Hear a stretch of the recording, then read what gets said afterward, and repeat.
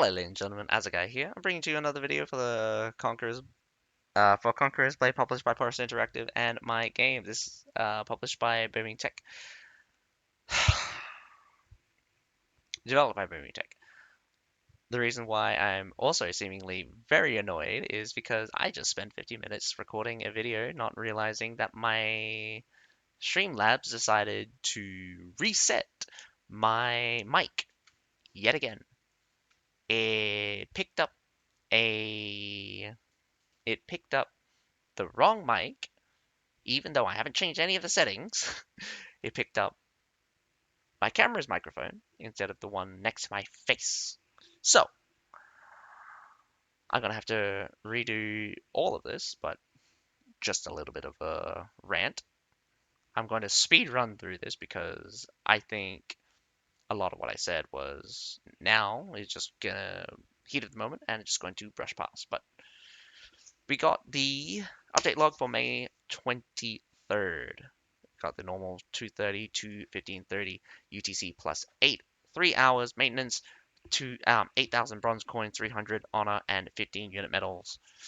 We have sign-in event, so we have plenty of rewards for early summer sign-in. So we get to enjoy the fragments of summer flowers and receive rewards upon logging in during the event. Log into the game to claim the reward. The sign-in reward goes from May 23rd after maintenance to June 13th before maintenance, so we have around about 3 weeks. Of course, we also got notification yesterday, but now we have officially the Experience the Aura of Foreign Lands in the brand new event, the Arabian Nights. Hate the name, mostly because it doesn't match up with the actual theme that is presented in the attire. Regardless, I like the attire.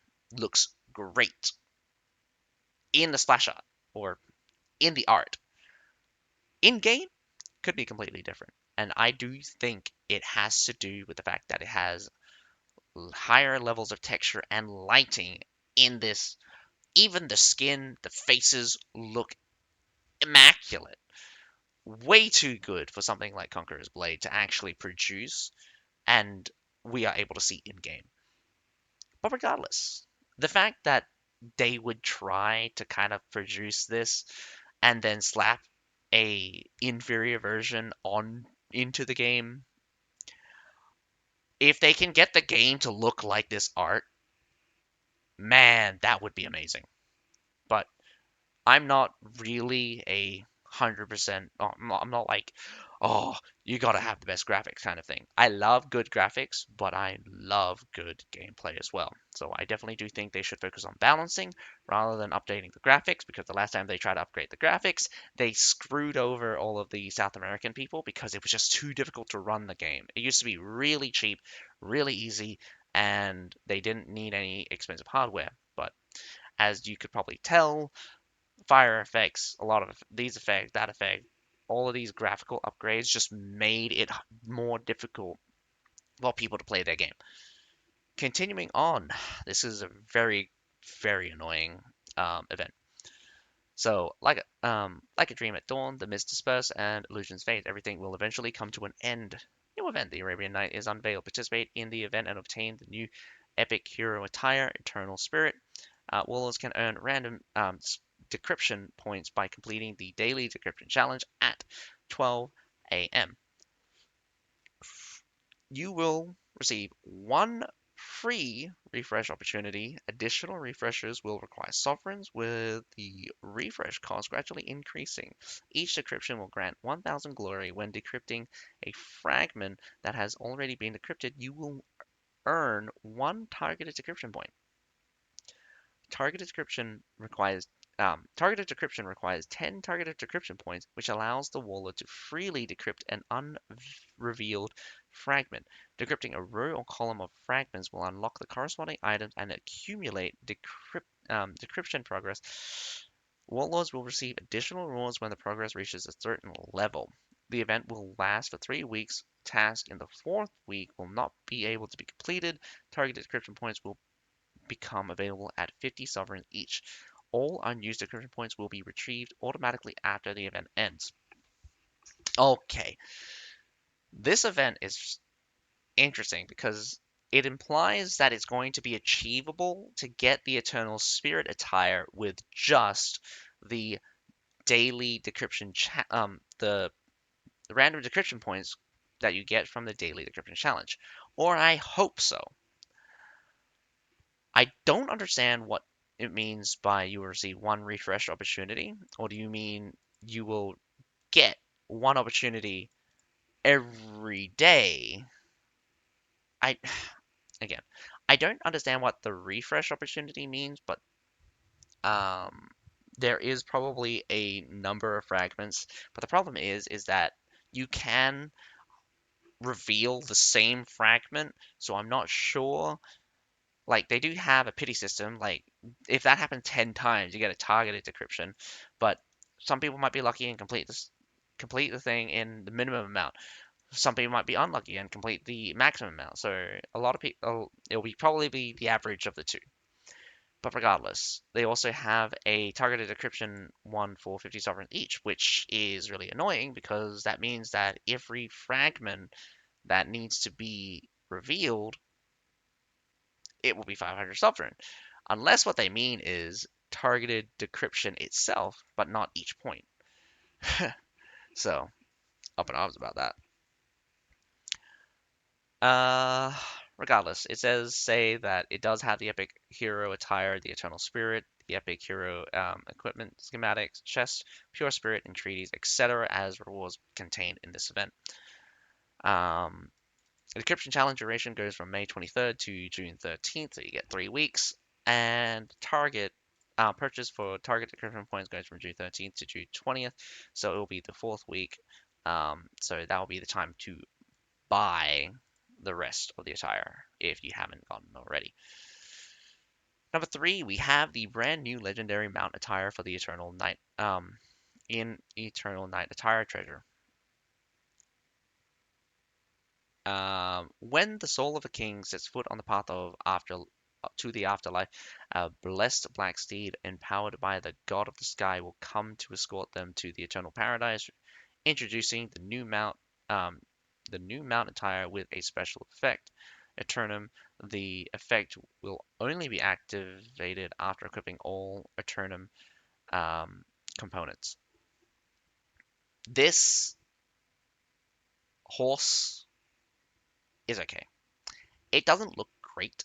I love the vibrant color, again, color of these wing pieces because it is a vibrant cyan-ish turquoise with green color. The problem is that it's probably going to look really stupid in game. Um, the other thing is that I don't like the mummified look. This mummified look, I wish it was just cleaner, just straight fabric. The problem here is that it looks too messy from afar. It just makes it look. The detailing is just lost when we look at attires in game. And I don't like the black and white. The black and yellow effect. I much prefer this pale yellow looking sand underneath his feet.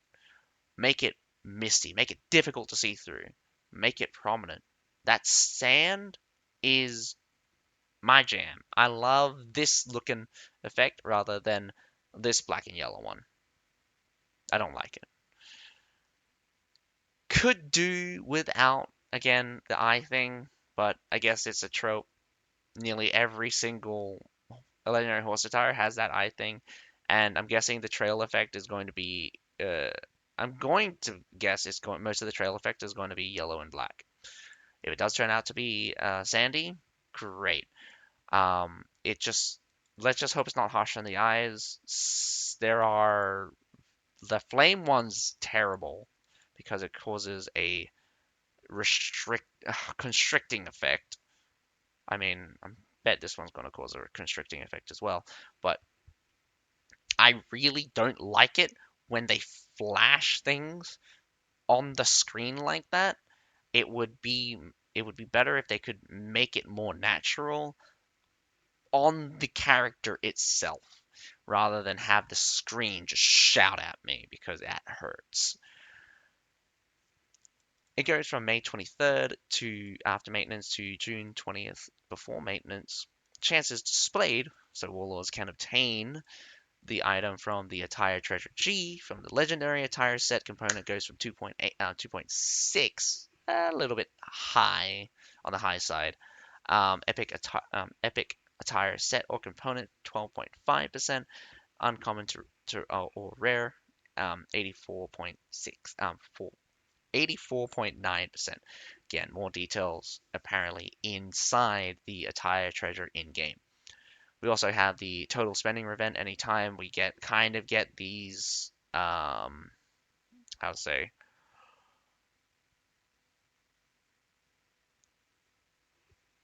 big spending events that are like attires, legendary attires and stuff, you'll get this total spending event.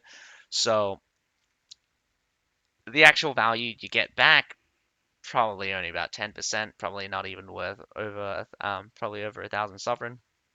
But regardless, if you are going to go for a Eternum, it's will give you a bit of return back. It's not much, but it's something. So again, if you're into that kind of thing, I would never really go for it unless I just have a bunch stacked up. And I did go for something. I stacked up like 180-ish keys, but I didn't get it. We have rotation of Doctrine Pool. Now, Planes of the Iron Guard is available for a limited time, and the chance to deactivate Sword and Shield Infantry Doctrine is increased. May 23rd after maintenance to June 6th before maintenance. I don't think there's any. I don't think there's any Sword and Shield Doctrine that's really worth it. I think this is mostly for the. Well, I say this, but like there was a legendary Sword and Shield Doctrine that allowed Sword and Shield units to charge every 3 seconds, and I think this is why the Men-at-Arms mastery is just so goddamn strong. Is because while in free mode, them like regular units just charging every 3 seconds make it impossible for even Men-at-Arms to survive right now. Because while in Cover Commander, it doesn't work. They have to be in a free and attack mode. So units that are nominally in free attack mode, Seregs like don't even need to use charge don't even need to use their ability anymore. They just press attack and they'll charge constantly every 3 seconds, and it's just like whoa. Still, um, I think that is more for. I think that doctrines as a whole should just be removed from the game. It is a terrible balancing point, and it ruins a lot of the dynamic because of how imbalanced doctrines really are. I think leadership needs to take another look at. I think standardization is much better than tweaking. Let me just say that like all tier ones should be, or let's say this, like there should be a base unit, like a base unit 30, got your tier ones at 60, got your tier twos at 120, tier threes, blah blah blah, so on and so on and so forth. I just adding 60. That is a set number. I loved it when all tier fives was 350. I said it was good. I said that 350 for the strongest unit in the game. I don't care if the tier 5 was underpowered because they weren't. A lot of the times tier 5s weren't worth bringing because it was too difficult to keep them alive long term. But people could. People brought tier 5s still. Double tier 5 was still the get way to play because if you won, you pushed through the enemy and you fought again, even with half a stack of tier 5s, you could push through again because they were that strong.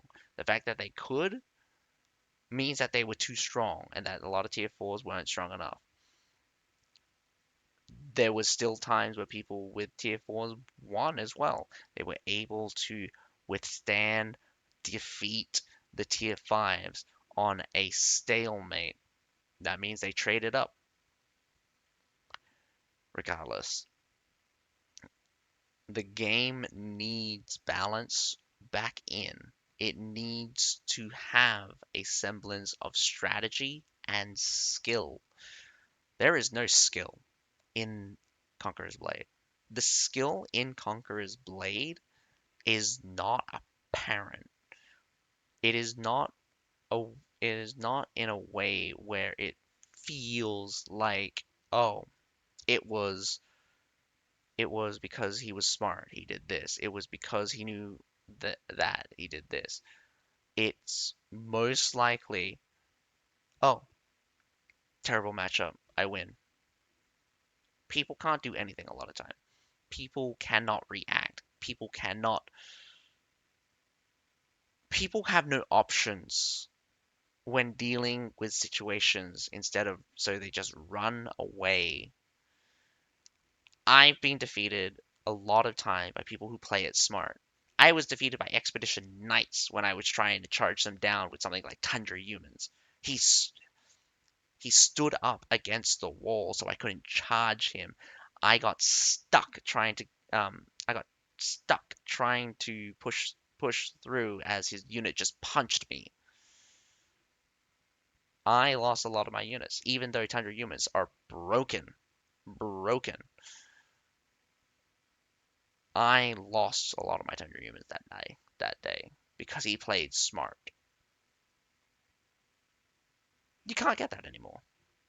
Too many times that like you can't even like go up against a wall, prevent a full-on charge. Or even if I did charge into the wall, I'd screw myself over because his unit would surround me and make it impossible to come out.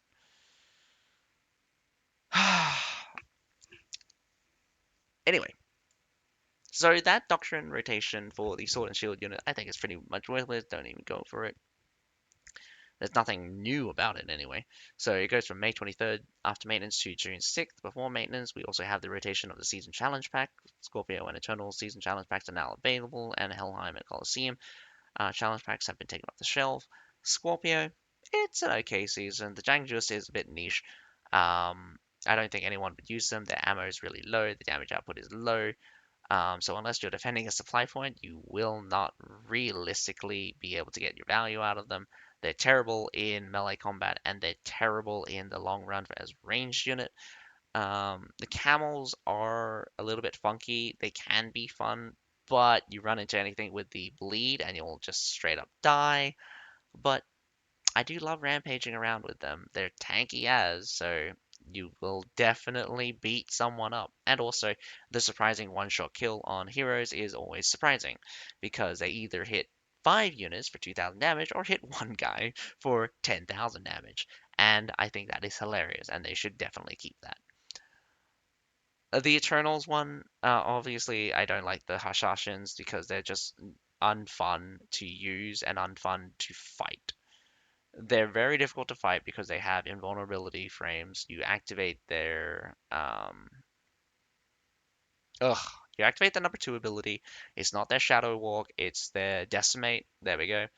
Um, straight up unfun. Press number three, and for some reason your unit can't see them. That is stupid. Um, Literally having a unit that your unit can't see or even fight against is tragic.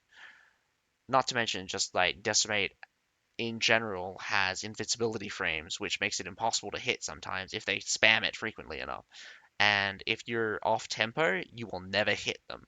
I have literally fought against Hashishin to the point where if I if I do not wait for their attack animation to finish before going in, I will die because it will be impossible to actually hit them if they're attacking you. Yeah, it's really insane. Well, for me it is. It might be easier for other people, but I've seen people struggle with Hashishin, and if if your unit can't help you, like Citadels really suck against Hashishin. Hashinshin, Hasashin, Hasashin. I keep saying Hashinshin, the League of Legends player. I didn't mean it, but I used to watch him a lot. It's really annoying, honestly. it is a type of unit where it's frustrating. It's frustrating to fight because it feels so disengaged. Lancelots are like that. Um, Berserkers are impossible to deal with because of their healing amount. So you get a lot of units where it's just like it's just not fun fighting them. They're like nothing you can really do. That nothing you can really do to kind of tilt things in your favor, or it's just super tedious. And I totally believe that like if you make IS like tank units like super tanks again, if they take too long, if they take too long to kill and like take literally 5 minutes, like the height of the ISG strength took 5 minutes to kill them. That wasn't fun. No one used ISGs because it was just boring. You would literally just stand there bashing against, you would see two ISGs bashing against each other and everything else die around them. I've literally watched two ISGs just go at it. Three different units on either side comes in. A shield maiden, um, like a shield maiden walks in, dies before the ISG does, and it's just like, what even? But yeah, you get that a little bit less nowadays. Is an ISG can still definitely hold against basically most things except cavalry because apparently they make cavalry so strong that heavy shield units just get completely caved into oblivion. They make it a point, even in the tutorial, that that cavalry just beat up heavy shield units, and with no respite, like none whatsoever. The only thing that can stop them is like a pike unit in brace, and that's still a 50-50. You still get hit. You still get hit by that pike. By the way, if it wasn't for the fact that like there's more of them and they're naturally more tankier than the cavalry would trade almost 1-to-1, model to model with pike militia or something. I'm like, not pike militia. They'd trade 1-to-1 with pikemen. You can't use Imperial Pike Guard in brace because of how shit it is. Um, that being said, Eternals again. I don't particularly like the units from that one. I think the Wuxing Pikemen should have been better. I don't know why I liked using them for a time, but I don't know why they were just unfun to use in practice. It was just like I could use them to deal with dense piles such as like the ISGs, the Iron Reefers, and like when things got really dense and I didn't just get completely exploded. My units start stabbing into that pile, I would eat up. I would dish out lots of damage. For a tier 3, I could collapse around units, but it was just still a defeating purpose. It was just like I wasn't breaking through the death ball. The death ball still just my unit still collapsed around the death ball in such a way that it was just like impossible to break through, even though they were really effective against it. So um the Crescent Monks, I think they're a bit better than Berserkers. I think it's mostly because of the damage and the block. The block really is a little bit overtuned. They're like certain units will struggle really hard at dealing with them. And I know their block amount has been reduced drastically, but it's so funny that how they had to reduce it so many times. They cut it to 140 and then they cut it again.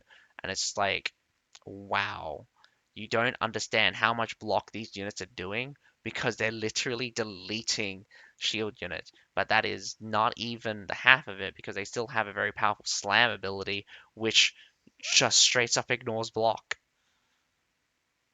Regardless, the Crescent Monks are just generally more difficult to use than Berserker, but a little bit safer. Um, Berserkers are kind of like a one-trick pony.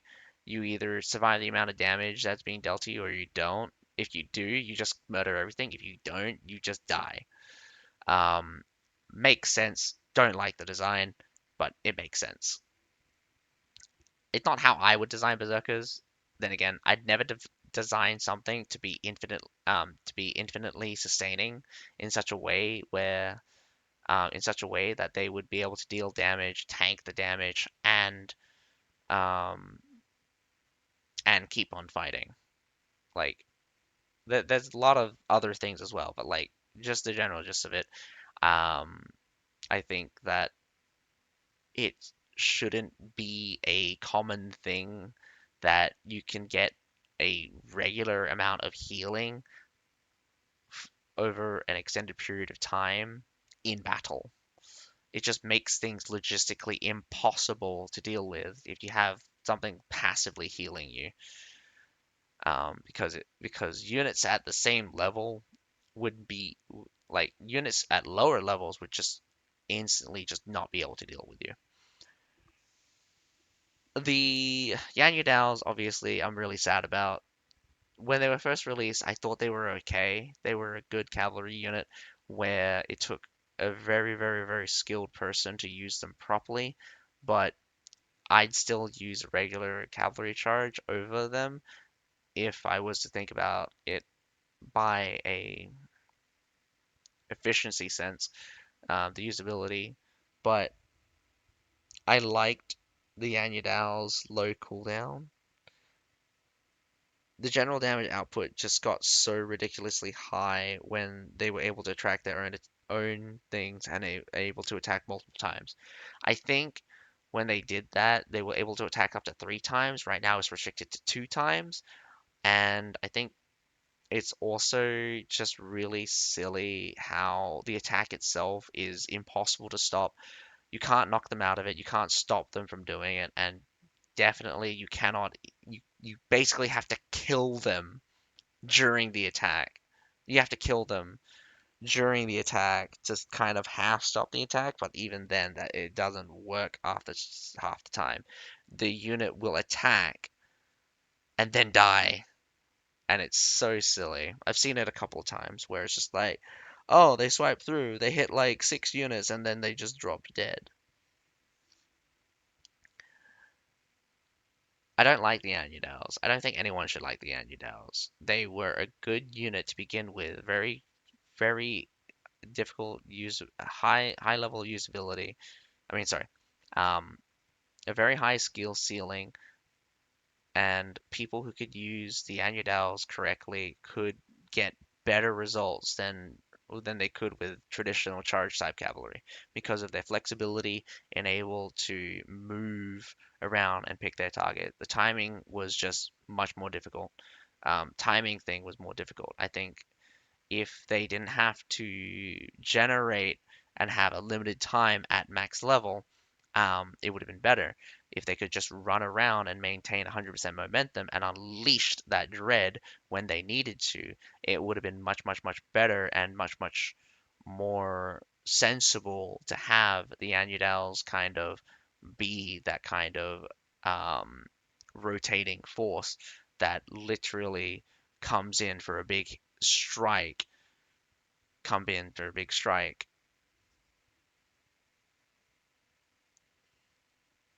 Still, I don't.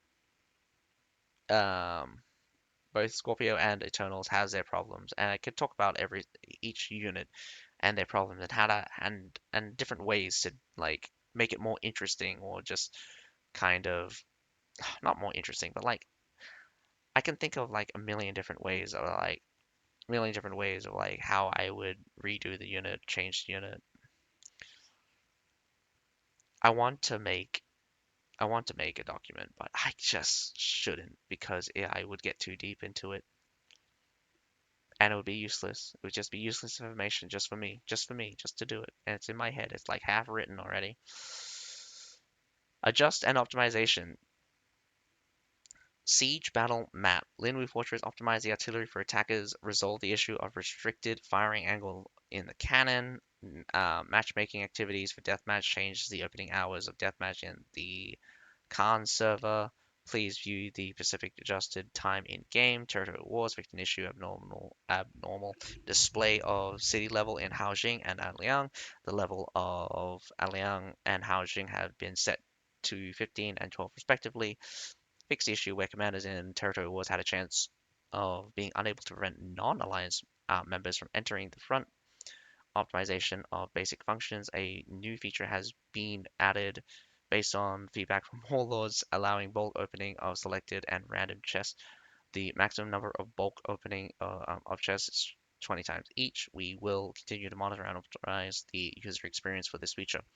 Again, I don't know why this is limited to 20. It should be limited to the stack, but I also kind of understand that their inventory system is probably super janky and the server needs to respond every time something happens inside the stupid inventory. And I have created a lot of ghost squares before, and it's a UI thing, and it's super terrible.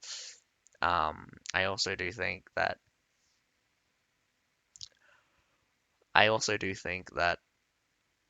this is a long time coming. This is like literally would have been the first thing that would have been very important for quality of life to come in.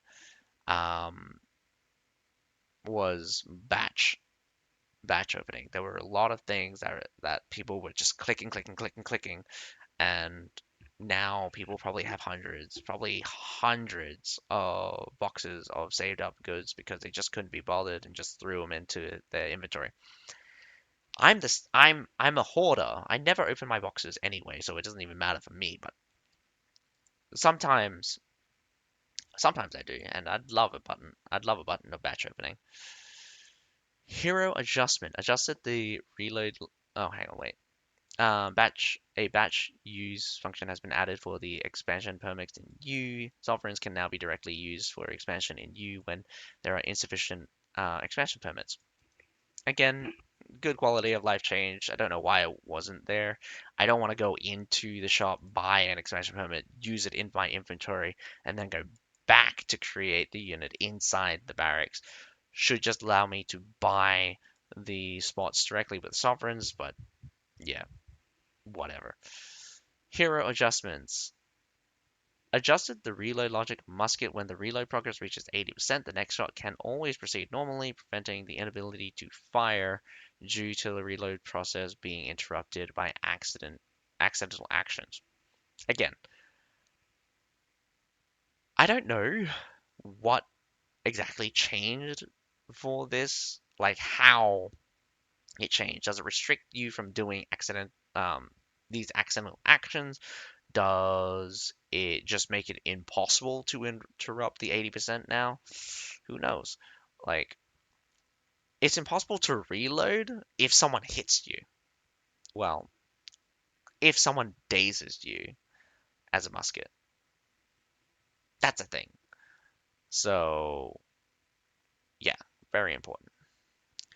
Number six, battlefield information optimization. I think it's impossible to reload while you are dazed. I'm pretty sure. Not entirely sure. It's been a while since I played musket. Or more to say, I haven't played Musket for seasons. For how many seasons? No idea. I've forgotten. I know it's just generally terrible not to play units. I'm not to play all of the heroes, but I don't like Musket. It doesn't feel satisfying. It's got two basic builds where it's just like, oh, I'm gonna try to do something, but I can't do it. I can't do anything else in this other circumstance. Oh, I'm really good at this one thing, but right now I can't do the other thing. So when you're dealing with more units, you go for the bomber, and obviously if you're going for like mix is probably the best. Mix is probably the best. I'd normally, I think most people would probably run black powder bomb skirmish. Well, how I used to run mix was just like black powder bomb skirmish, uh, fine powder, and scattershot. It was just how it is. It was just how it was because you would just have available options. Um, Battlefield information optimization. This is really cool. In order to help our warlords to better identify grouped teammates, the following update has been made to differentiate teammates and grouped teammates. Added team colors for teammates and groups. The default color for the groups is green. make it easier to distinguish different teammates on the battlefield. So great. I love colors. I love the fact that there are more colors for to differentiate between allies and your other allies. So you could definitely pick out your own teammates. You want to defend their units and make it easier to keep track of where they go. I also think that it would be cool to have a true no color custom, well, no color game mode where everyone has a unique or can have their own unique color and everyone doesn't know or everyone can see that, making it more difficult to tell who's on what side. And it would just be kind of like an immersion thing. It wouldn't be like hella serious, but I think it would be really cool just to see a lot of units wearing decked down armor, have sigils, or wearing colors of their leader for whatever. And it would just be super stoked just to see a whole bunch of units all wearing the same cut. Like I was already I was already laughing my ass off when I watched like group of five guys all had the same attire. Like all of the heroes wore the same attire, all of their units wore the same attire, and they would run together, and you couldn't tell which unit was which because they'd all be the same and they'd always be grouped together. And like you would have to be careful just watching out for their weapons and stuff to tell what the unit was, but it was super cool because it just looked super uniform and it was hilarious fighting them because it felt like you were fighting 10 times more people. Well, probably you were because they were always grouped together, but that's not the point. Um, Unify the color of the unit indicator and the hero health bar to yellow, ensuring consistency with the default color in the setting. I don't like that. I don't like that. Yellow here above your head, and then you got red above your health bar. I mean, where your health bar is. Obviously, you use white on the side here for your unit. The UI clashes for me somehow, and I don't know how to stop that happening. Um, I don't like this change. I don't know what you would do, but I don't like this change. It just looks weird to me. I'm probably just used to yellow, and I mean, used to red, and once I get used to yellow, it'll be fine. But just putting that out there. Differentiated chat colors for allies and group chats. The text color for group chat is green, while the text color for allies is blue. And again, I think this is a wonderful change. I don't know why different chat types didn't have unique colors. The fact that it does now is excellent.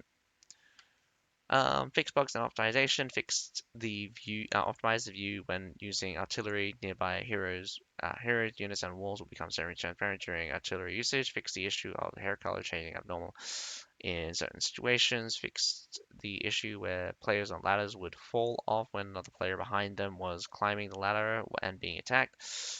I've not really came into this issue, but that's interesting. Fix the issue of abnormal contact preview in campaign settlement after capturing Haojing and Anliang. Fix the issue of mass deactivation for the units provided by the champion trove, human Imperial Archers, Prefecture Heavy Cavalry, and Iron Bow Riders. These are all mastery units that we received this season. And again, I think that's just a failure of updating the champion trove. Nevertheless, I do think that this game still needs more focus on getting gameplay up to scratch. All of these quality of life things are great until you get back to the gameplay, which is just really shit right now. I know it's a bit subjective, but I don't like high damage, instant battles, everything dies. I want long fights. I want hard fought. I want to feel like my unit is breaking down. I want to feel the enemy hit me so hard that it I am struggling to get my guys in a cohesion.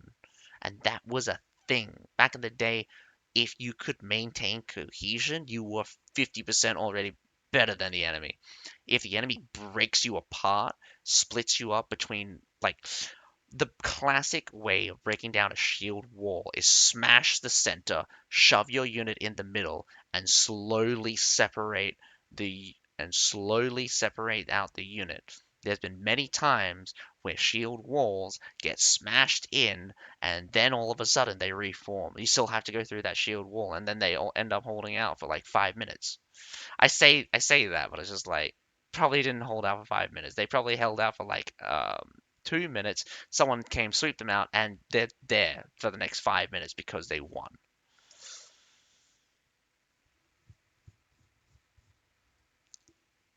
So I just think the game needs, and I stress this, needs to slow down the pace, make battle take longer, have people need to start fighting early so that the battle can drag on. Because if the battle takes a while, people don't need to wait in order for an opportunity. People will create opportunities themselves because it's not so difficult to get into battle if you're not afraid of instantly getting caved in. A lot of times, people walk in, get hit so hard, their unit just disappears. What happens then is that people group up into such a big pile that even if they still walk in, they just get deleted. And that is the sad thing. It is a big wave of attack hoping to destroy everything, but maybe you get destroyed instead, but then you turn around and just hit them again, or like everyone's split up and just like coming in from different directions, and one side wipes this way, one side wipes that way, and then another side wipes out through this way. It's chaos.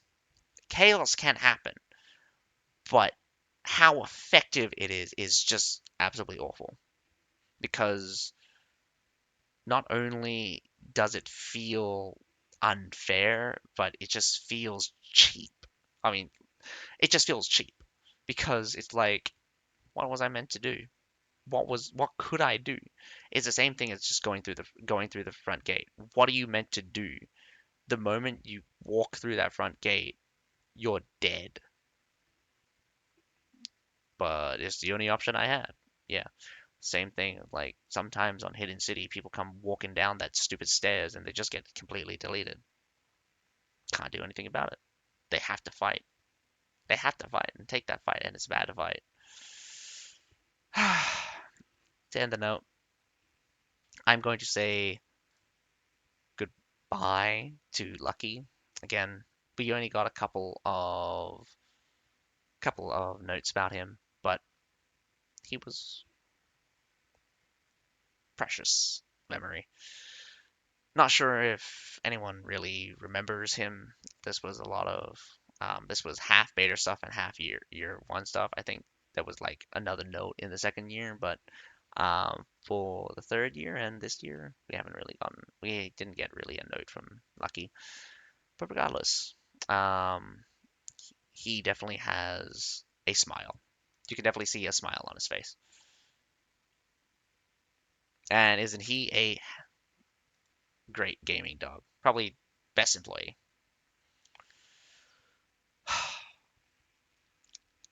That will be all for this week. Um, Update log. I hope you guys enjoyed the video. But other than that, my name's Atsukai, and have a nice day. I'll see you guys next time. Bye for now.